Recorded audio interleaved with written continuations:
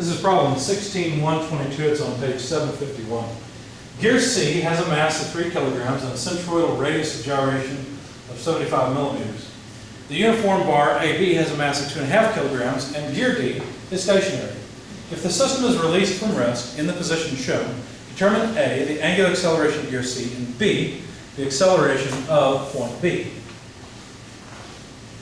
So what does this thing look like? Well, this particular one looks like this.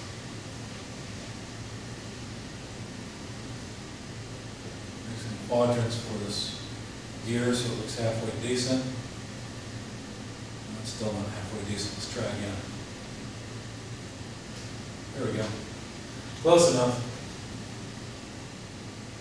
So the distance, or the radius of this thing, is 0.1 meters. And the length between these 2 points is 0.2 meters. I'm going to call this L, and that I just call R. This is point B, and this is point A that they mentioned. And it meshes with a gear that is essentially grounded. Now, I'm going to name the mesh point E. There's a reason for that a little bit later. Take the usual coordinate system, X, Y, like that. And the mass of bar AB, I'm just going to call mass, M. And it's 2.5 kilograms. The initial speed is 0. This is released from rest, right? So gravity is going to pull down on both arm and the gear and make it rotate around. But of course, the gear is going to have to rotate because it's in mesh with the large stationary gear. And we're told that K, the radius of gyration of the gear, let's see, which is labeled C. So the gear is item C.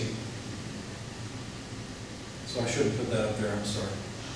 So the mass of the gear is 3 kilograms, and the radius of gyration K is 0.075 meters, which they gave it to us as 75 millimeters, but I just went ahead and converted it. We're supposed to find the angular acceleration of the gear and the acceleration point B. In other words, the center of the gear.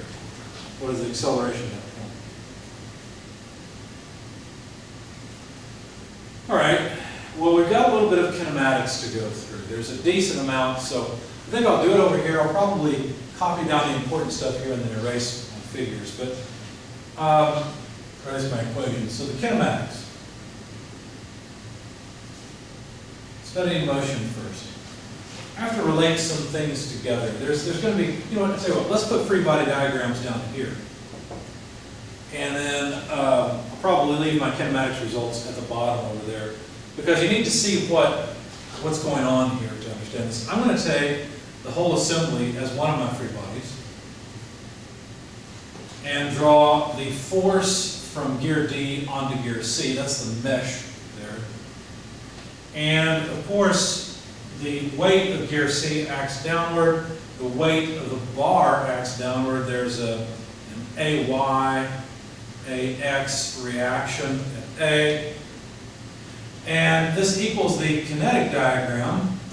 In other words, basically we've got this arm. This is going to get just a little messy here, so I might change colors to try and make it a little bit clearer.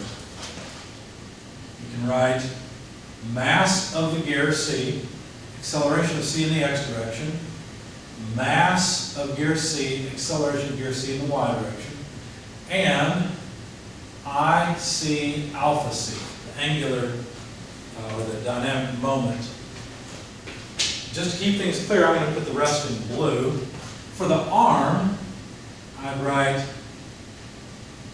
the mass of the arm times the acceleration in the Y direction. Notice I've got ACY and AY. And then also, let's put it down here. AX, the mass of the arm times acceleration in the X direction.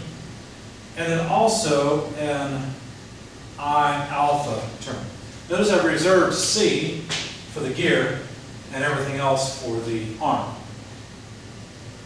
So you see we've got a bunch of things related here, right? We've got 2 different angular accelerations, we've got a couple of different linear accelerations, there must be some relationships between these that we can work out. Oh, and by the way, while I'm drawing three-body diagrams, I'll also need a three-body diagram of either the arm or the wheel. I'm going to choose the wheel and write FDC, let's see, BY, BX, because of course the wheel is pinned to the arm at B. And then also the weight of the gear. Now this is equal to, I guess I'll just finish off the kinetic diagram. It's going to look a lot like the one above, so I'll put it in red. So we'll have an IC alpha C and MC ACX, MC ACY. Of course now I notice that the arm is not part of the kinetic diagram. By the way, could we get the values for IC and I? Sure. I is talking about the arm. That's just a long, slender rod. So that's going to be the mass of the rod times length of the rod squared, which I did define as L, divided by 12. Whereas IC, well, you could say, well, it's a flat disc. Well, they gave us the radius of gyration. So what you should do there is MCK squared. All right, so just stuff out of the way. Kinematics. I'd like to relate some of these accelerations to one another. Now, the acceleration of A is 0, right? A is a point that does not accelerate. So let's start there. A lot of times when you're not sure to start, try to look for a point where you know the acceleration is 0.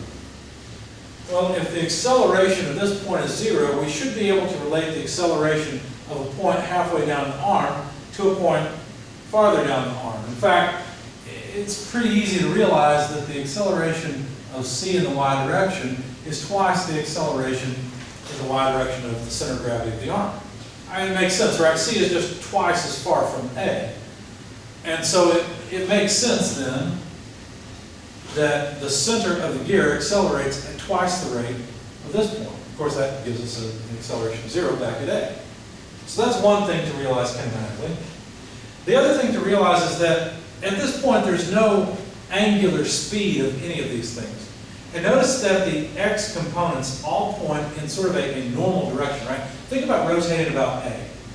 We're thinking about rotating about A. Since there is no angular velocity, there can be no normal acceleration. Well, that's in the same direction as x. And so what that means is that AX is 0, and so is ACX. Notice, don't be confused. It doesn't matter that point B is a point on the gear, and the gear is rotating. B's a point, it doesn't rotate. So if we're interested in the acceleration of this point, which is all we really need because that is the point at the center of gravity of the wheel, well then it's 0, right? ACX is 0, again, because there's no normal acceleration since there's no rotation yet. So we've at least realized we can just erase this. And we can erase this too. We don't need any of that. And I don't know about you, but for me, that helps me conceptually a little bit to get rid of some of the things that I know are 0.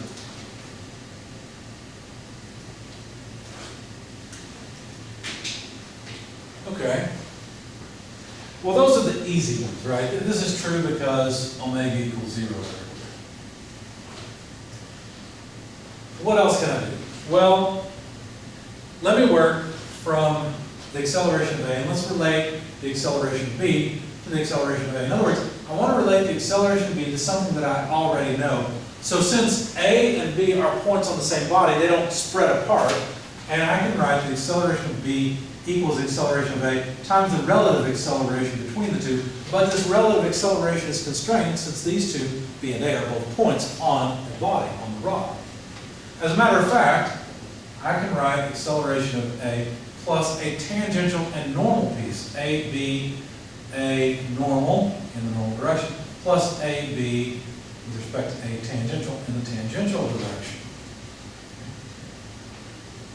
Well, the acceleration of A is just 0. That was gone. Since this piece, the normal piece, is always an omega squared times a length term, in this case the length would be the length between B and A, which is L, but it's 0, then the normal acceleration piece is gone. And the only thing we have left is an alpha L term, the tangential acceleration. Okay, so that's simplified down nicely. The acceleration at point B is simply an alpha L in the tangential direction. What is the tangential direction? Well, here's where you have to be careful. You got to think about this not so much with respect to the forces, but just motion. Okay? The acceleration at point B, this point right here. Well, let's see. If alpha were positive, now what is alpha? We've got to be careful because there's two alphas here. There's alpha C and alpha of the bar. Well, if alpha is positive, we're talking about this bar rotating this way. I know it's going to fall. Don't worry about that right now. Just think of AB as angularly accelerating in the positive direction. If that happens, B will accelerate in the positive y direction. So this tangential direction is, in fact, simply up. The tangential direction is simply that way, which is the same thing as saying that the tangential direction equals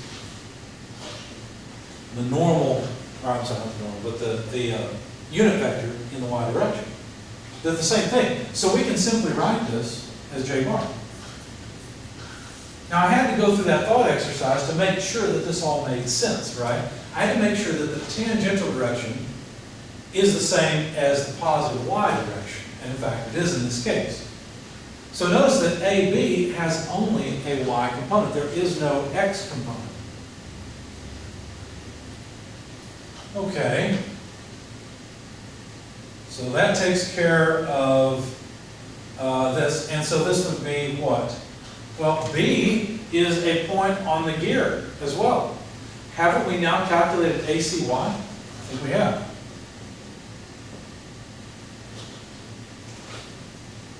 If we knew alpha, we'd know ACY. Okay, that's nice. What else can we do? Well, I still don't know everything I want to know because look, I don't know alpha, right? It's kind of like I've changed my ignorance to where if I knew alpha, I would know ACY. Is there anything else? Well, yes, point E also constrains the motion in a sense, right? If it weren't for point E, if there was no measure, the whole thing would just fall. So let me try going from a point, again, that I know something about to B. Let me do it again. But this time I'm going to go from E to B and see what I can find. Notice that what I've done is I've managed to get the angular acceleration of AB into my equations. Now what I expect to happen is to get the angular acceleration of the gear into my equations. That's why I'm writing this, okay? So plus relative acceleration between B and E. I can always write a relative acceleration equation like this, and it's particularly useful when the 2 points are on one body. Well, what body are these 2 points on now? Now they're on C. Remember, I know the acceleration B, but I know the acceleration B in terms of the rod. I mean, I can plug this term in right here if I want to. That's correct, because that's the absolute acceleration of B with respect to ground. So that's fine. I can just plug that in if I want. But now I'm going to relate this because, look, the acceleration of point E, what is that? Well, point E is a point on the body. Can it have a tangential acceleration? No. If it does, we strip gear teeth. That's not good. Can it have a normal acceleration? No, because it's not rotating yet. Since the wheel, or the gear, is not rotating yet, then there is no normal acceleration. And the total acceleration point E has to be 0. Okay? That just leaves us with this relative piece. But that always comes out the same way. Let's make the substitution alpha L j for acceleration of B. This always comes out the same way. It's always acceleration of E with respect to B in the normal direction plus acceleration of E with respect to B in the tangential direction. We've got to be careful though. The tangential and normal directions here may be different. Now we're thinking of E rotating about B. We're imagining B as being still and E just rotating around it. I know if B were still and E rotated around it, we'd strip off gear teeth, but we're just considering the kinematics right now. So what can we do? Well, if we write it this way, let's see, this is just going to be, no matter what the normal direction is, it's just going to be an omega squared. But what omega is it? Before, this omega was the angular speed of the rod. Now, this is the angular speed of body C. It won't matter because the angular speed of body C is also 0. But let's be complete here. So omega C r, what r? Well, the radius of the wheel. See how there's a difference between omega squared L and omega sub C squared r. Again, this is 0, it's not moving yet, so that term goes away, which is kind of nice. Now, to figure out what is the tangential direction, we'll have to be a little bit careful, but let's figure out this magnitude first.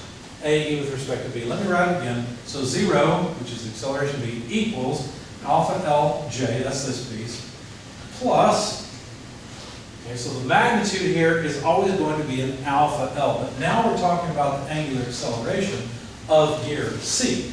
So alpha C, and the distance we're talking about is the distance between B and E, and so that is just R. And now all I have to do is figure out the tangential direction in this case. So if I'm thinking of the gear, and I've got B right here, a positive alpha C will give rise to a positive tangential direction, won't it? Or in other words, a positive acceleration. So this acceleration points in the tangential direction, but again, that's just the J direction. So I've just shown here that the tangential direction is also the unit vector in the y direction. Well, that came out nicely. So what does this do for us? Well, this equation relates alpha and alpha C to one another. In fact, it says that alpha L equals negative alpha C R, right? Because 0 on this side, so one term has to come to the other. They're both J components. So another way to write this is that alpha equals, let me be clear about something. R is just L over 2. Because look, here's L. L over 2 is just R, right?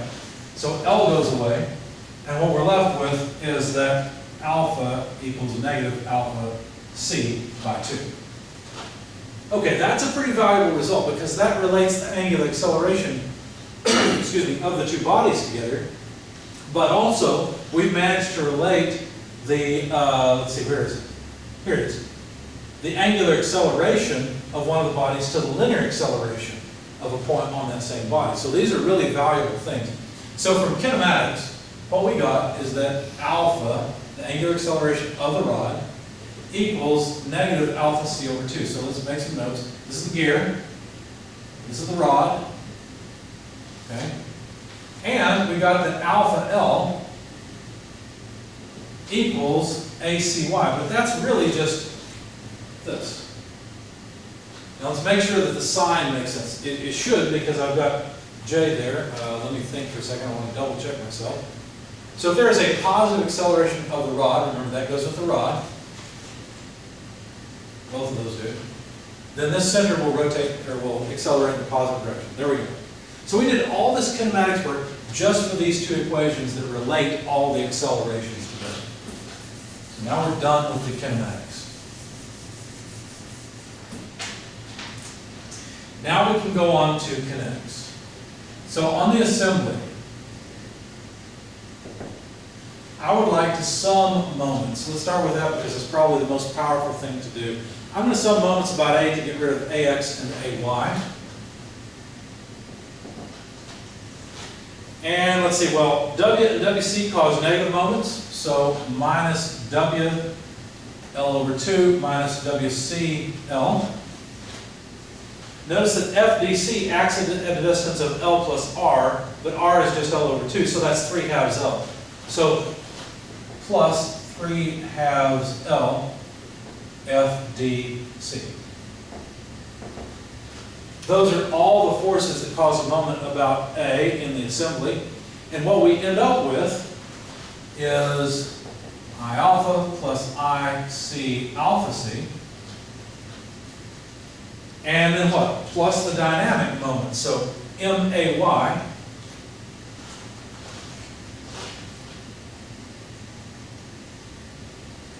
times its moment arm of L over 2, and I have to move down on the next line because I'm out of space, plus MC ACY times its moment arm, which is L.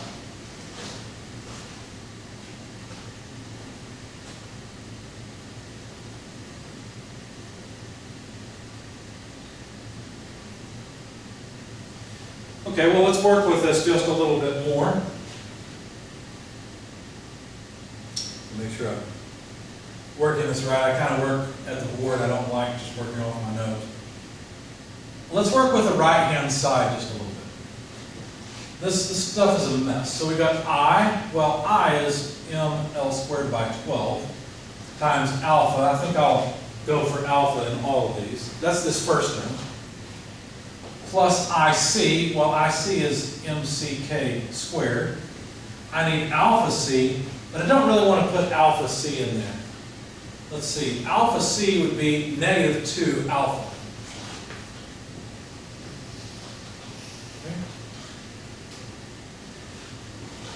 Plus, let me go ahead and put L over 2 from here times, let's see, m a y. Well, that's the acceleration of this point. Well, I think I had something kinematically that I've lost. Yeah, there was one more equation I didn't jot down in kinematics, and that was that ACY equals 2AY. But that in itself is not particularly useful because I want to go for this. So this is alpha L. Excuse me. 2AY is just alpha L. So AY would be alpha L over 2. So I can substitute for AY as alpha L over 2. Takes care of that term. And so I've already got the L over 2. The first L over 2 came from here. This other L over 2 came from up here. Plus,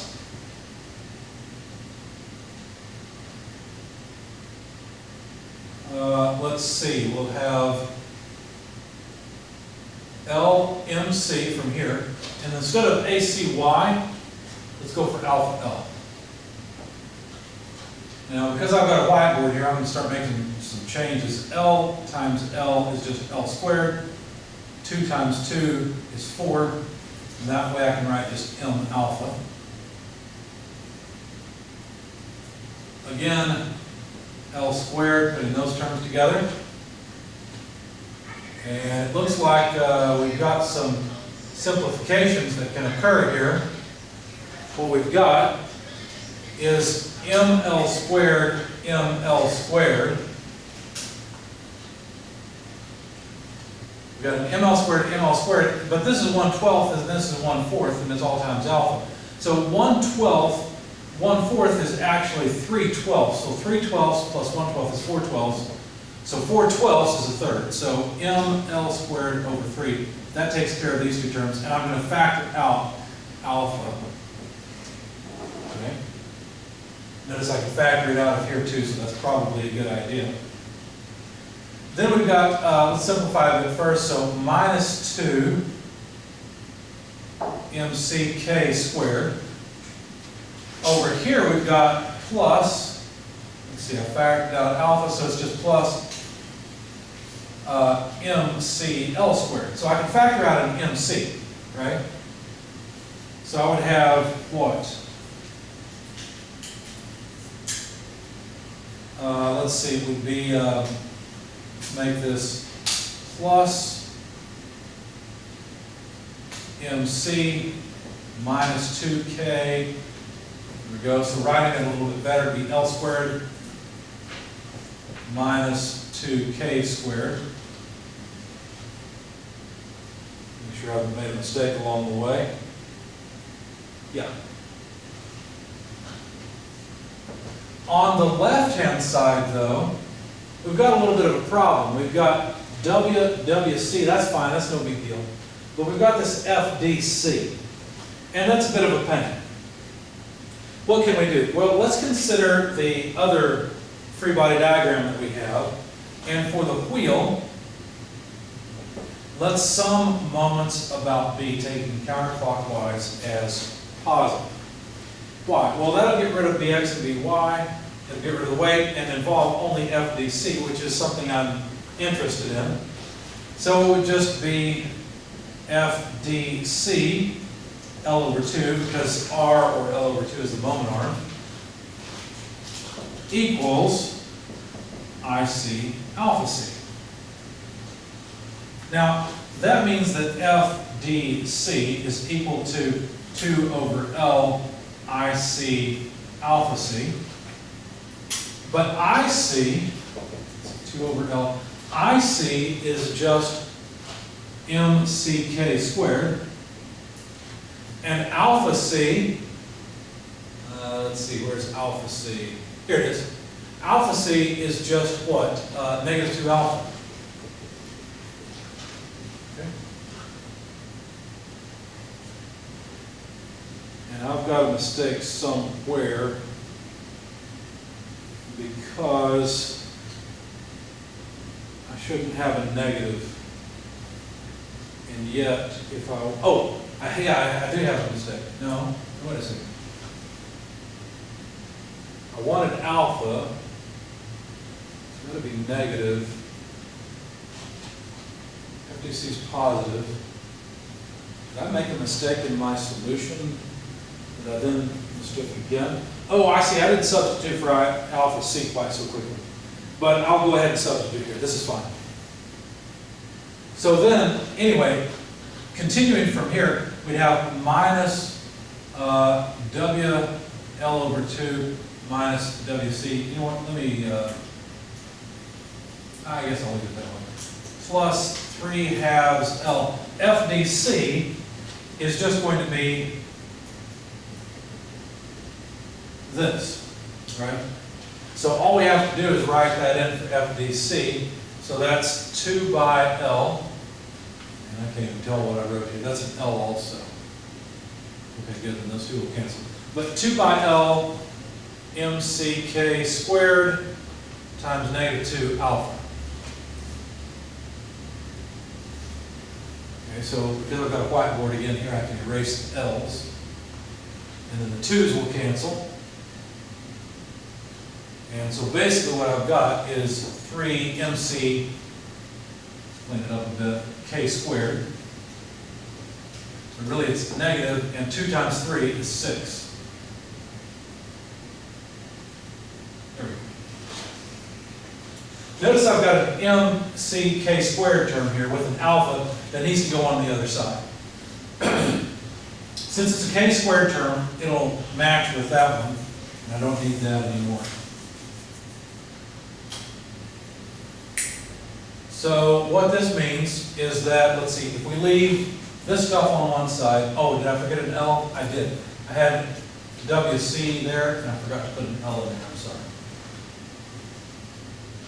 All right, so if I leave this on one side, I'd have WL over 2, and it's a negative, minus WCL.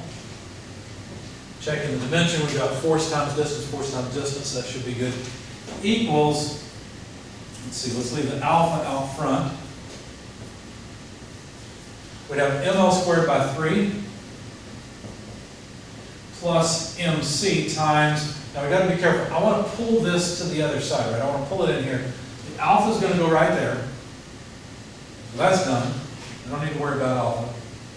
But I've basically got negative 6K squared. When I move to the other side, it's going to be positive 6. So I'll leave the L squared alone for this. Minus 2K squared plus 6K squared. That's what's going to be left over, right? Is a plus 6K squared, because plus from the fact I'm moving it to the other side. And I factored out MC. Okay? Now notice that 6 minus 2 is 4. So I could have just written this as plus 4K squared. And that's it. And so now finally, I'm at the point where I can solve for alpha. Alpha equals, let me pull out a negative L over 2, so that just leaves me with W, plus W, well, it's 2WC, okay, divided by this whole term. Well, that term is just ML squared over 3 plus let's see, MC L squared plus 4K squared. Now, if we multiply the top and bottom by negative 2 by L, then it'll cancel up here. It'll be down there. Now, I'm not saying I'm subtracting it, I'm multiplying by it. And so, bringing it into this, let's see, would that make sense? Yeah, but I'm out of space. Let's see, make sure I'm on track, haven't made any mistakes. Yeah, we're good. Let's continue with the algebra.